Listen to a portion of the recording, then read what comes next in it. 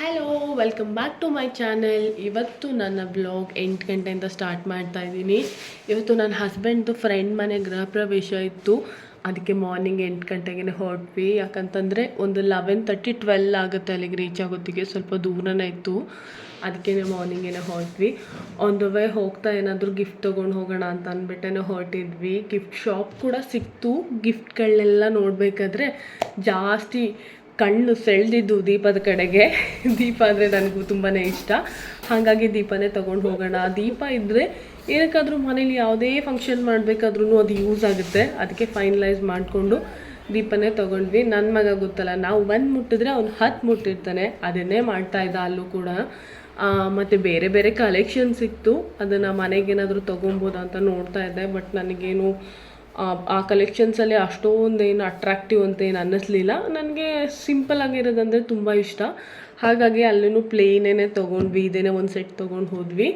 ಚೆನ್ನಾಗಿತ್ತು. ಬಾಕಿ ದೀಪಗಳು ಕೇರಳದಲ್ಲಿ ಮೊದಲೇ ಫೇಮಸ್ಸು ದೀಪಗಳು, ದೀಪಾಲೆ ಕಂಬ ಇದೆಲ್ಲ ಫೇಮಸ್. ಅವ್ರಿಗೆ ಅದು ಇರಲೇಬೇಕು. ನಮಗಾದ್ರೂ ಪ್ರತಿಯೊಂದು ಪೂಜೆಗೂ ದೀಪಾಲೆ ಕಂಬನ ನಾವು ಯೂಸ್ ಮಾಡೇ ಮಾಡ್ತೀವಿ.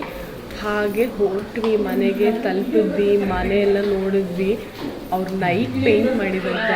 ಎಲ್ಲ ಮನೆ ಗೃಹ ಪ್ರವೇಶದಲ್ಲೂ ಇದೊಂದು ಕಂಪ್ಲೀಟ್ ಇರುತ್ತೆ. ಪೇಂಟ್ ಎಲ್ಲ ಆಗಿದೆ, ನೆನೆ ಕಂಪ್ಲೀಟ್ ಆಯ್ತು ಅಂತ ಹೇಳಿ. ನಮ್ಮನೆ ಗೃಹ ಪ್ರವೇಶ ಮಾಡಬೇಕಾದ್ರೂ ಅದೇ ಸೇಮೇ ಇತ್ತು. ಗಣಪತಿ ಹೋಮ ಎಲ್ಲ ಮಾಡಿಸಿದ್ರು. ಅವ್ರ ಕಲ್ಚರಲ್ಲಿ ಏನೇನು ಪೂಜೆ ಮಾಡಿಸ್ಬೇಕು ಆ ಪೂಜೆ ಎಲ್ಲ ಮಾಡಿಸಿದ್ರು. ನೋಡ್ಬಿಟ್ಟು ಖುಷಿ ಆಯಿತು. ಇಂಟೀರಿಯರ್ ವರ್ಕ್ ಇನ್ನೂ ತುಂಬ ಇತ್ತು. ಅದರ್ವೈಸ್ ಇನ್ನೆಲ್ಲನೂ ಕಂಪ್ಲೀಟ್ ಮಾಡಿದ್ರು. 4 ಬೆಡ್ರೂಮು, 4 ಬಾತ್ರೂಮು, 2 ಹಾಲು. ತುಂಬ ಚೆನ್ನಾಗಿತ್ತು ಮನೆನೂ. ಅವರು ಮೊದಲಿಂದನೂ ಅವ್ರದ್ದು ನೇಟಿವ್ ಪ್ಲೇಸ್ ಆಗಿತ್ತು ಅದು. ಹಿಂದಗಡೆ ಎಲ್ಲ ತುಂಬ ಸ್ಪೇಸ್ ಇತ್ತು, ಜಾಗನೂ ಇತ್ತು. ಹಾಗಾಗಿ ತುಂಬ ಚೆನ್ನಾಗಿತ್ತು. ಮತ್ತು ಈ ಸೌದೆ ಒಲೆ ಆಪ್ಷನೂ ತೊಗೊಂಡಿದ್ರು. ಕೇರಳ ಕಡೆ ತುಂಬ ಜನ ಅದನ್ನು ಮಾಡ್ತಾರೆ, ನಾನು ತುಂಬ ಕಡೆ ನೋಡಿದ್ದೀನಿ.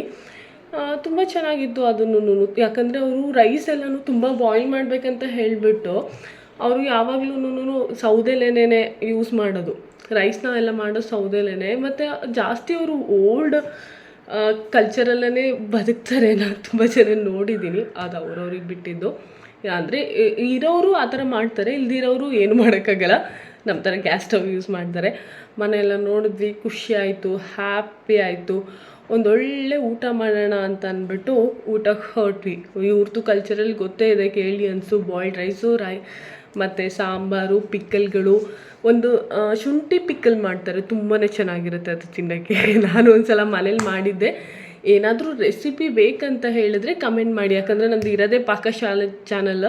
ನಾನು ಆಲ್ರೆಡಿ ಮುಂಚೆ ಎಲ್ಲ ತುಂಬ ರೆಸಿಪೀಸ್ನ ಅಪ್ಲೋಡ್ ಮಾಡಿದ್ದೀನಿ. ನಿಮ್ಗೆ ಏನಾದರೂ ಇಷ್ಟ ಆಯಿತು ಅಂತಂದರೆ ನೀವು ಅದನ್ನು ನೋಡ್ಬೋದು. ಊಟ ಎಲ್ಲ ಕೊಟ್ಟು, ಗಿಫ್ಟ್ ಎಲ್ಲ ಕೊಟ್ಟು, ಆ ವಿಡಿಯೋ ಏನೂ ಮಾಡ್ಕೊಳ್ಳೋಕ್ಕಾಗದೆ ಮನೆಗೆ ವಾಪಸ್ ಹೊರಟ್ವಿ. ನನ್ನ ವ್ಲಾಗ್ ಇಷ್ಟ ಆಯಿತು ಅಂತಂದರೆ ಪ್ಲೀಸ್ ನನ್ನ ಚಾನಲ್ಗೆ ಸಬ್ಸ್ಕ್ರೈಬ್ ಮಾಡಿ, ಲೈಕ್ ಮಾಡಿ, ಬೆಲ್ ಬಟನ್ ಒತ್ತಿ. Thank you so much.